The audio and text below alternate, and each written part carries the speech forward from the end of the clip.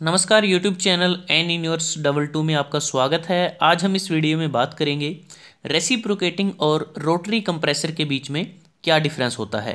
तो हमारे left hand side की तरफ रेसिप्रोकेटिंग कंप्रेसर है और राइट हैंड साइड की तरफ रोटरी कंप्रेसर है। सबसे पहले यह जान लेते हैं कि कंप्रेसर क्या होता है। कंप्रेसर एक ऐसा डिवाइस है जिसमें एटमॉस्फेरिक एयर या फिर गैसेस को कंप्रेस करके स्टोरेज वेसल में हाई प्रेशर एयर या गैस को डिलीवर करना होता है और स्टोरेज वेसल से हाई प्रेशर एयर या गैस को पाइपलाइन के माध्यम से आवश्यकता अनुसार प्रयोग किया जाता है। तो बात करते हैं रेसिप्रोकेटिंग कंप्रेसर के बारे में। रेसिप्रोकेटिंग कंप्रेसर जैसे कि नाम से ही पता चलता है, रेसिप्रोकेटिंग मतलब कि कोई एक ऐसा पार्ट होगा जो रेसिप्रोकेट करेगा और हवा या गैस को कंप्रेस करेगा।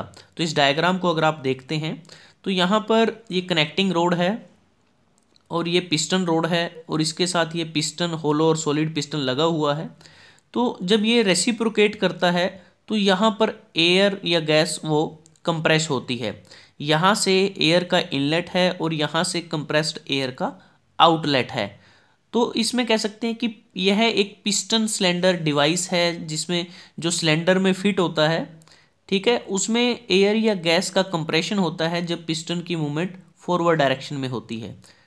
उसके बाद अगर हम रोटरी कंप्रेसर की बात करें तो इसमें हम रोटर का यूज़ करते हैं। अगर ये देखें, यहाँ एक्यूमुलेटर है, ये इसका सक्शन पोर्ट है और ये इसका डिलीवरी पोर्ट है और यहाँ पर ये रोटर है, ये रोलर लगे हुए हैं, साथ में स्टेटर है, ये स्टेटर वाइंडिंग है और यहाँ पर ये एक रोड लगी हुई है।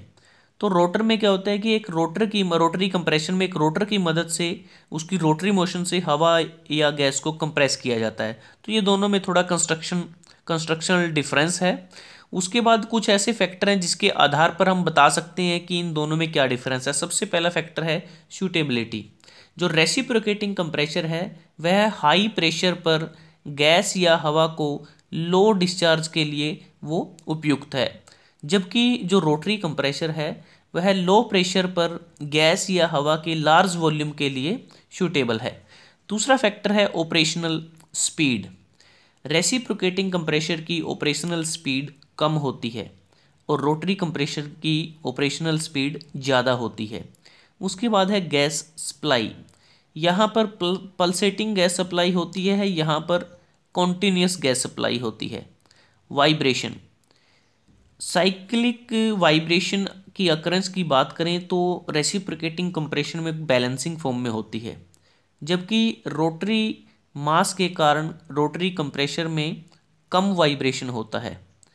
लुब्रिकेशन सिस्टम, रेसिप्रोकेटिंग कंप्रेसर का लुब्रिकेशन सिस्टम काफ़ी कॉम्प्लिकेटेड होता है, लेकिन रोटरी कंप्रेसर का जो लुब्रिकेशन सिस्टम है वह रेसिप्रोकेटिंग कंप्रेसर के कंपैरिजन में सिंपल होता है।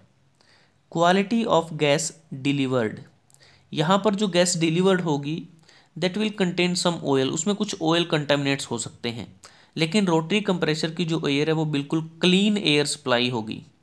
साइज़, जैसे डायग्राम में अगर दोनों डायग्राम को देखें तो साइज़ का अंदाज़ा हम लगा सकते हैं कि जो रेसिप्रोकेटिंग कंप्रेसर है वो साइज़ में बड़े होते हैं, जबकि रोटरी कंप्रेसर साइज़ में छोटे होते हैं। उसके बाद है डिलीवरी प्रेशर की, जो हवा जो डिलीवर होती है उसका प्रेशर कितना रहता है। रेसिप्रोकेटिंग के केस में वो 800 से 1000 बार के बीच में होता है, लेकिन रोटरी कंप्रेशन में वो 10 बार से नीचे होता है।